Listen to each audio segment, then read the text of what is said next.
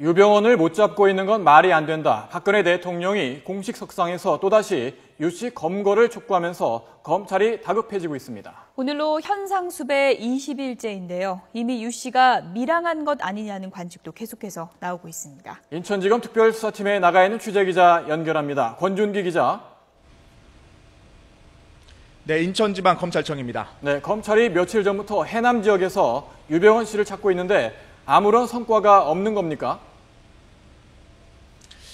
그렇습니다. 결국 해남에서도 유병언 씨의 그림자만 쫓은 것으로 보입니다. 해남에 있는 구원파 예배시설과 또 신도들의 집까지 수색을 벌였지만 유병언 씨는 물론이고 유 씨 행적을 찾을 단서도 못 찾은 것으로 알려졌습니다. 인근 영암, 목포 지역에서도 마찬가지로 수색을 벌이고는 있지만 성과를 내지 못하고 있습니다. 지난주까지만 해도 검찰은 유 씨가 순천에 있다고 확신을 했는데 유 씨는 이미 열흘 전쯤 검찰 포위망을 뚫고 해남으로 갔다가 이후 다른 지역으로 이동했을 가능성이 높아 보입니다.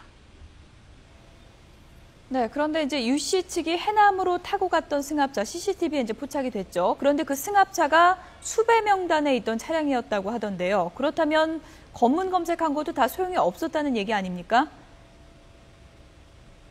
그렇습니다. 문제 차량은 유병언 씨의 측근이자 금수원 상무인 이석환 씨의 승합차입니다. 이 씨는 유병언 씨의 도피를 돕는 핵심 인물로 지목이 돼서 이미 체포영장이 발부가 돼 있고 그리고 이 씨의 차량도 수배 명단에 올라가 있었습니다. 따라서 이 씨의 차량은 경찰의 승합차의 차종과 색깔 그리고 차량 번호까지 모두 통보가 돼 있었습니다. 하지만 이 승합차는 지난달 30일 전남 영암, 강진에 이어서 해남에 설치된 CCTV에 잇따라 찍혔습니다. 결국 전방위로 벌인다던 검문 검색은 무용지물이었던 겁니다. 승합차의 이동 경로를 보면 북에서 남으로 내려갔는데 유 씨가 순천에서 빠져나올 가능성만 보고 다른 지역의 검문 검색은 소홀히 한 것 아닌가 하는 지적도 지금 나오고 있습니다. 추적이 길어지면서 유 씨가 이미 밀항했을 가능성도 제기되고 있죠.